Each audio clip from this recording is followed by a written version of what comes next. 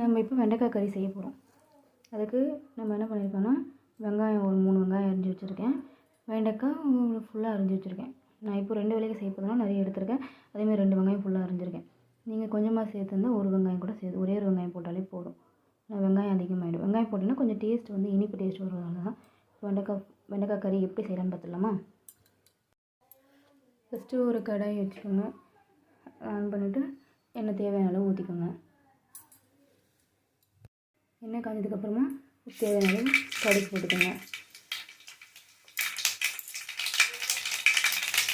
கடுகு நல்லா பொரியுதுங்க.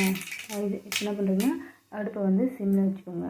கடுகு பொரிஞ்சதும் இப்போ கொஞ்சம் உளுத்தம் பருப்பு கொஞ்சம் போட்டுக்கலாம். உங்கள் உளுத்தம் பருப்பு ஆப்ஷன் தான், மாட்டோம் நிறைய பேருக்கு பிடிக்காதுன்னு போட வேணாம். கொஞ்சமாக உளுத்தம் பருப்பு மட்டும் எக்ஸ்ட்ரா ஆட் பண்ணிக்கோங்க. நீங்கள் கொஞ்சமாக கூட ஆட் பண்ணிக்கலாம். நான் நிறைய வெண்டைக்காய் போட்டதுனால கொஞ்சம் எக்ஸ்ட்ராவாக ஆட் பண்ணியிருக்கேன். கொஞ்சமாக போட்டுக்கோங்க. இப்போ இதை நல்லா மிக்ஸ் பண்ணி விடுங்க. பொன்னொருவில் வரணும். தீ வச்சாதீங்க, சிம்மில் வச்சு செய்யுங்க.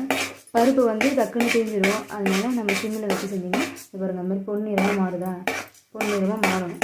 பொன்னிறமாக மாறினோடனே வெங்காயத்தை போட்டுருங்க. இந்த சூடு வந்து ரொம்ப இருக்கக்கூடாது. கரெக்டாக அந்த பொன்னிறமாக வந்தாலே போதும். ஆனால் நல்லா கலரி விட்டுட்டே இருங்க. உளுத்தம் பருப்பு டக்குன்னு இதுவாடும். அதனால் நல்லா கலரி விட்டுட்டே இருங்க.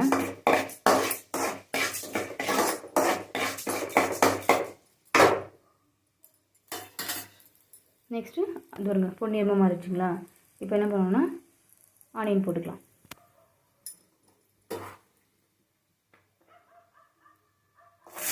ஆனியன் போடுறப்போ கொஞ்சம் கேர்ஃபுல்லாக போடுங்க. கையில் எண்ணெய் தெரிச்சிடும். குழந்தைங்களாம் பக்கத்தில் வச்சுருந்தா பார்த்து பத்திரமா செய்யுங்க.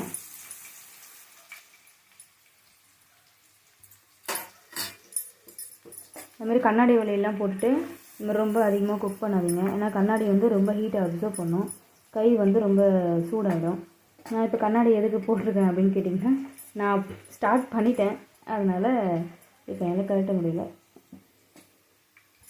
வதக்கிடுங்க. இப்போ ஆயில் போட்டு இப்போ வதக்கிடுங்க.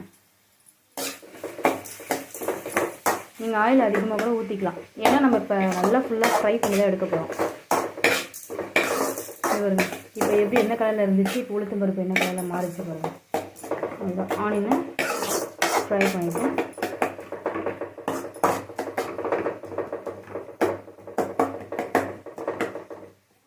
இப்போ வந்து அடுப்பை வந்து கொஞ்சம் எக்ஸ்ட்ரா வச்சுட்டு வதக்கி விடுங்க. அப்போ தான் ஆனியன் நல்லா வதங்கும். ஏன்னா ஆனியன் இந்த கான்செப்டே வந்து நல்லா வதங்கணும்.